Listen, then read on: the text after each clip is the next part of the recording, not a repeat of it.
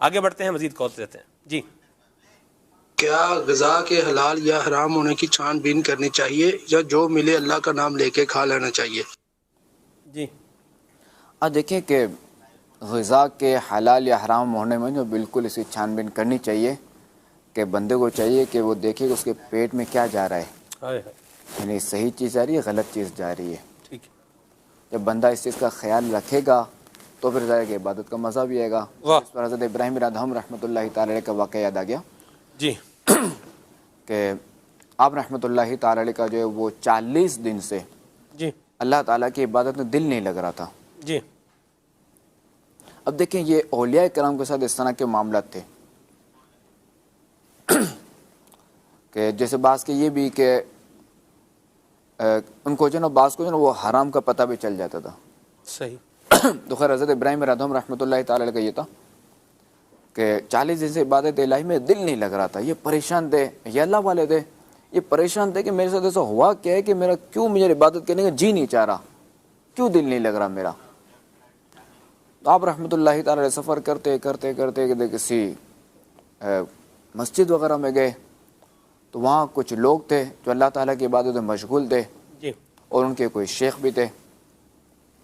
تو انہوں نے فرمایا کہ آج ہمارے درمیان ایک ایسا شخص آ گیا ہے جی، کہ جس کا 40 دن سے اللہ تعالیٰ کی عبادت میں دل نہیں لگ رہا۔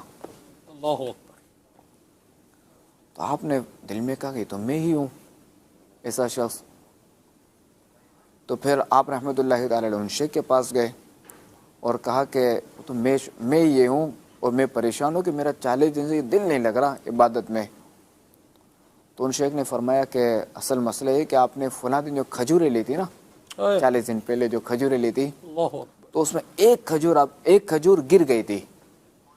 صحیح، تو وہ آپ نے جو نا وہ اسے اٹھا لیا، آپ کو یہ شبہ تھا کہ یہ میری گری ہے، صحیح، تو آپ نے وہ شبے والی جو چیز کھا لی، تو ظاہر ہے کہ وہ اس وجہ سے آپ کا عبادت میں دل نہیں لگ رہا۔ اللہ اکبر، تو آپ رحمۃ اللہ تعالی علیہ فوری گئے پھر اس مقام پہ اور اس کھجور والے کو کھجور ایک ادا کی، اس کی قیمت ادا کی۔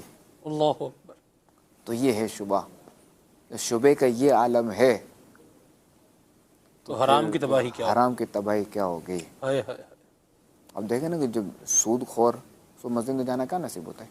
ہائے، اچھا یعنی اس کا پیسہ کہاں لگتا ہے، اس کی اولاد کہاں خرچ کرتی ہے، یعنی جو بھی اب دیکھیں نا جو رشوت خور یا جو بھی اس طرح کے لوگ ہوتے ہیں جو حرام ذرائع سے مال کماتے ہیں، جو ڈاکو ہو گئے، چور ہو گئے، دیکھ رہے ہیں نا کہ مسجد تو یہ ان کو آنا نصیب نہیں ہوتا۔ صحیح، نہ ہی کبھی سنا ہوگا کہ یہ بندہ جو ہے نماز پڑھتا ہو، چور اور نمازی نہیں ہو سکتا کبھی، یہ دونوں جمع نہیں ہو سکتے۔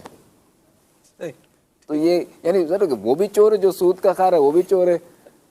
میں ایک بات کروں، ظاہر ہے کہ وہ مال حرام ڈال لیں نا منہ میں، سود جو بھی غاصب ہے، چور ہے، جو بھی ہے، سود خور وغیرہ، تو اس کا حرام سے نیکی کی طرف جانا ہی نہیں دے گا، وہ جانے ہی نہیں دے ہائے گا۔ ہائے، دیکھیں کہ اللہ تبارک و تعالی طیب ہے، پاک ہے وہ، جی، تو پاک کو پسند فرماتے ہیں، سبحان وہ اللہ، حلال کو پسند فرماتے ہیں۔ واہ، تو اس کی عبادت جو ہے نا وہ حلال کھانے ہی سے ہوگی، کہ حرام کا پیٹ میں لقمہ ہو اور یہ ہو تو یہ جمع نہیں ہو سکتا۔ یہ صحیح، اگر وقتی طور پہ جاتا بھی ہے تو اس سے جو نا وہ یہ ذہن بنانا چاہیے کہ اگر معاذ اللہ کسی نے سودی معاہدہ کیا یا کسی نے ڈکیتی کی اور نمازی ہے تو اسے یہ ذہن بنا لینا چاہیے، اور وہ کہے کہ میں تو دیکھو کل میں نے ڈکیتی کی تھی یا پچھلے ہفتے ڈکیتی کی تھی اور اب بھی جو نا دیکھو میں جا رہا ہوں مسجد میں، میرے ساتھ تو کوئی ایسا معاملہ نہیں ہوا۔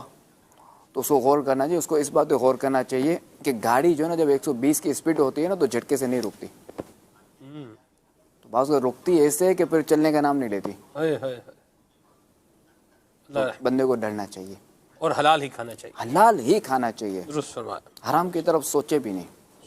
حضور۔ یہ آپ کی بات سے ایک چیز یاد آئی، ایک صوفی صاحب سے انہوں نے ایک بڑی پیاری بات بتائی۔ انہوں نے کہا کہ ایک شخص تھا، اس نے ایک علاقے میں چوری کی، اور چوری کر کے وہ جب بھاگنے لگا تو شور ہوا، تھوڑا لوگوں نے، گھر والوں نے بھی شور میں جاری ہے، چور چور چور چور، لوگ اکٹھے ہو گئے۔ اب وہ چور آگے بھاگ رہا ہے اور لوگ جو ہے وہ اس کے پیچھے بھاگ رہے ہیں۔ لوگ ہی پولیس بن گئے، ہاں جی، چوروں پولیس۔ ہاں جی، تو اس چور نے کیا کیا, اس کے پاس جو گٹھڑی تھی سامان کی, اس نے وہ پھینکی, اور چور نے دیکھا کہ آگے ایک مسجد ہے, مسجد میں اس نے جو ہے نا وہ دیوار پھلانگی اور مسجد میں آ کے وہ جو ہے نا وہ کھڑا ہو گیا, جیسے نماز جیسے پڑھتے ہیں ویسے آ کھڑا ہو گیا. اب لوگ پیچھے آ رہے ہیں, لوگ دیکھ رہے ہیں کہ مسجد میں ایک آدمی جو ہے نا وہ کھڑا ہے. تو ایک نے کہا کہ یہ چور ہے, دوسرے نے کہا نہیں یہ چور نہیں ہے, یہ کوئی صوفی صاحب ہیں, کوئی تہجد کا وقت ہے, رات کا پچھلا پہر ہے, کوئی عبادت کر رہے ہوں گے, چور آگے بھاگ گیا. چور کہاں مطلب اس طرح آئے گا. تو یوں کر کے وہ لوگ آگے بھاگے اور وہ چور وہ یہ ساری باتیں سن رہا تھا. تو اس کے دل پہ پھر چوٹ کیا کہ میں جھوٹ موٹ میں جس رب کی بارگاہ میں اس کی شکل بنا کے جو ہے وہ کھڑا ہوں, تو وہ اتنا کریم ہے, مہربان ہے کہ وہ مجھے بچا رہا ہے, تو جب میں اس کی فرما برداری کروں گا تو وہ میرے اوپر کیسا رحم فرمائے گا. وہ دل چوٹ کھا گیا اور بندہ جو ہے وہ راہ راست کی طرف آ گیا. تو یہ آپ دیکھیں, یہ بھی غور کرنے والی بات ہے نا حضور, کہ اللہ کریم نے ہمارے عیب جو ہے وہ چھپائے ہوئے ہیں اور ہماری اچھائیاں اللہ کریم جو ہے وہ ظاہر فرما دیتا ہے. تو جو اتنا کریم ہے تو اس کے احکامات کے مطابق عمل کرتے ہوئے بندہ حلال ہی کا ہے, حرام کی طرف جانے کی کیا ضرورت. اچھوں کی نقلوں سے کام آ گئی نا. ہائے ہائے ہائے, واہ واہ واہ, سبحان اللہ. وہ ہے نا کہ سبحان اللہ. چلیں وقت کا لے لیں. اچھا چلے آگے بڑھتے.